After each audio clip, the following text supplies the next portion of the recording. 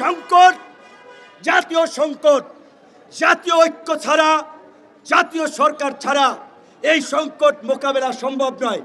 এই বক্তব্য 2 বছর আগে দিয়েছি।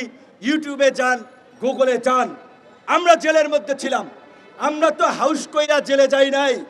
আন্দোলনের কারণে জেলে নিয়েছিল, নির্যাতন করেছিল, তারপরেও কম্প্রোমাইজ করি নাই। প্রিজন ভ্যান থেকেও জনগণকে উদ্বুদ্ধ করার জন্য, আন্দোলনে শরিক হওয়ার জন্য আহ্বান জানিয়েছি। আন্দোলনের এই ফ্যাসিবাদের পতনের পরে এই ছাত্র নেতারা কেন জাতীয় সরকার গঠন করলো না?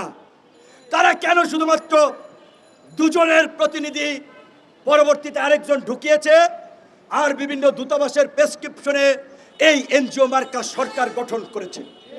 এই জবাব এই ছাত্র নেতাদেরকে দিতে হবে।